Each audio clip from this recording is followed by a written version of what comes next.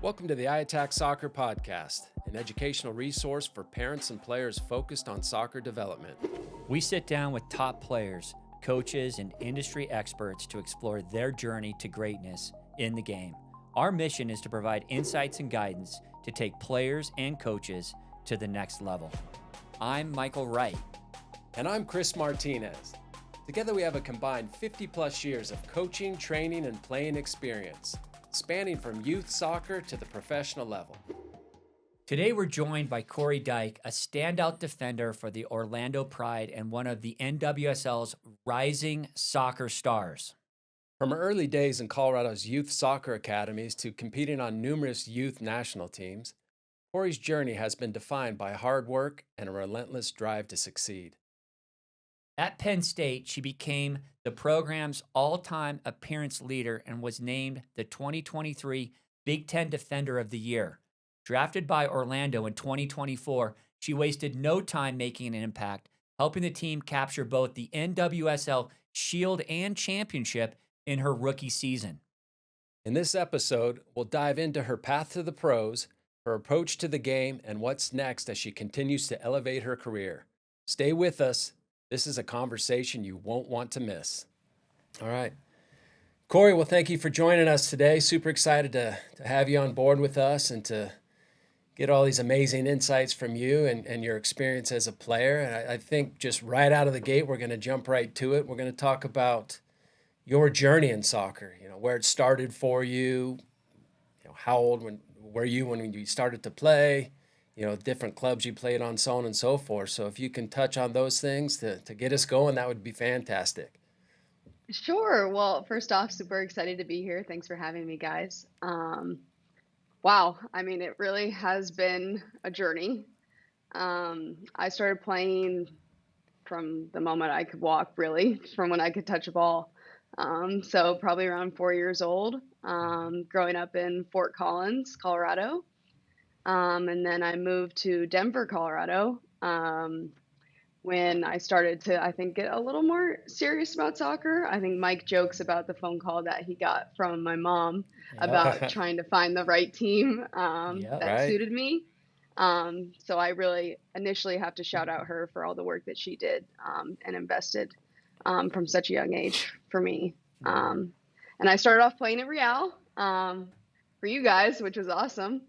I really think that foundation played a really huge role in my career, honestly, just from a technical standpoint.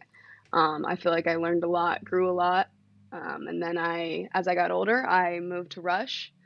That's where my sister was playing. And I felt like I could grow even further technically in that environment. And I attribute so much of my career to those coaches there as well. Mike Paserchio, Eric Boucher, Peter May, they were so great. And I actually followed Peter May to Rapids for my last year of club.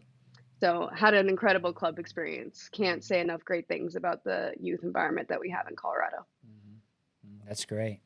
So coupled with that, I know, Cori, that you continue to develop and flourish and had some opportunities along the way to get introduced to the youth national team programs. Can you tell us more about that, what that looked like, what that entailed?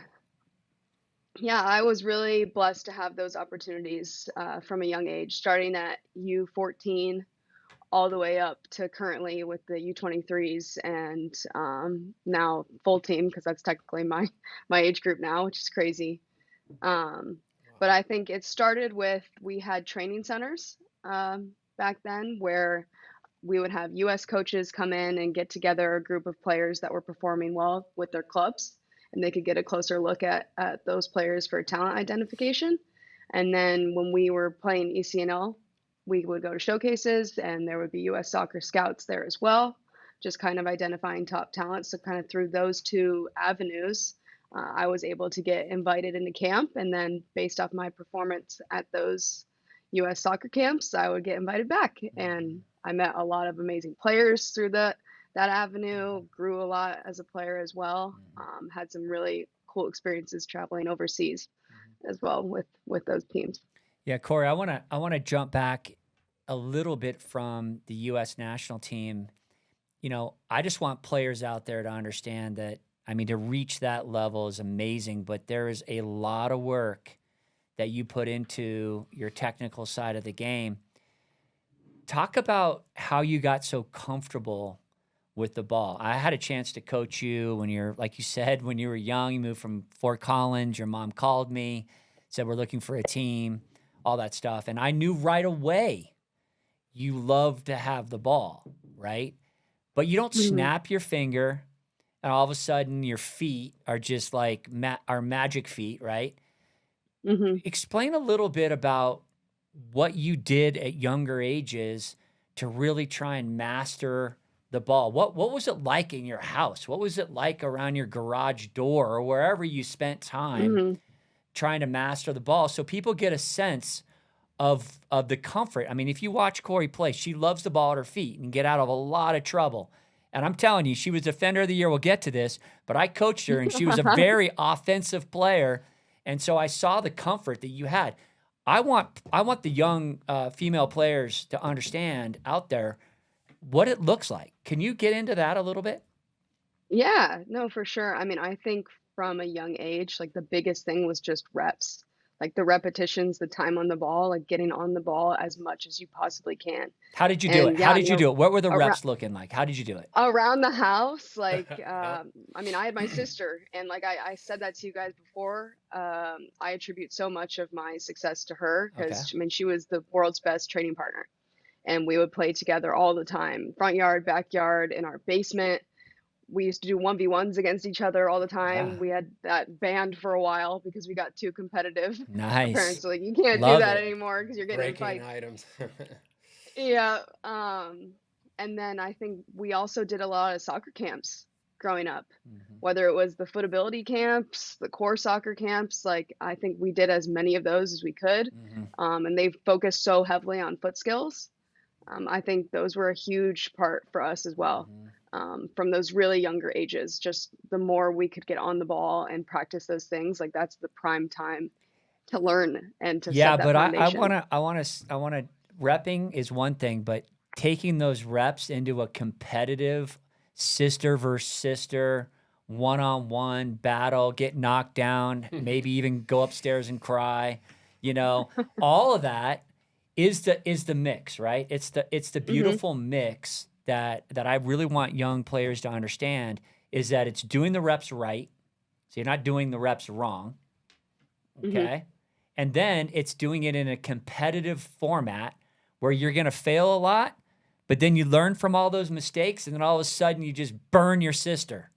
And you're like, I got it, man. I got it. I understand this, right? Is that fair? Hmm. Totally. Okay. Totally.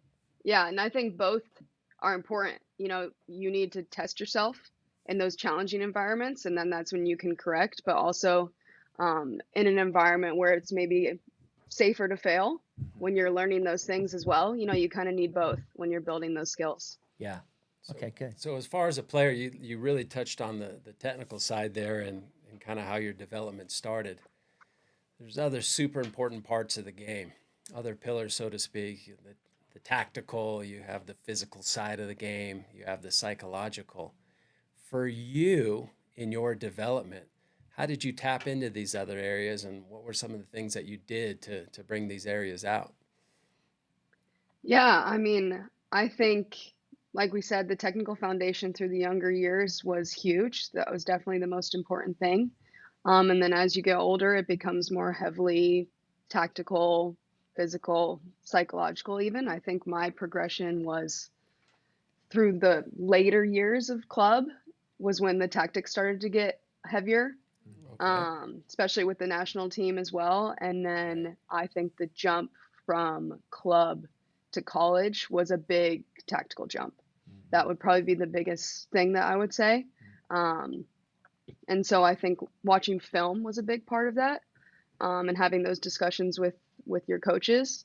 And then on the physical side, transitioning to college as well. I think my last 2 years of high school, I started to take fitness and lifting really seriously. And then that just kicked into high gear going into college. So I want to touch more on this mindset psychological side of things. Thank you for tuning in to the iATAC Soccer Podcast. You've just listened to the first 10 minutes of our podcast episode. If you value the insights shared in this episode, you can unlock the full version by visiting iatacsoccer.com and subscribing to our premium membership. As a premium member, you'll get full access to all guest episodes, AMA sessions, plus access to our online digital and on-field player and coach development programs, all for $9.95 a month. Lastly, your support will help us to provide high-quality soccer content without relying on ads.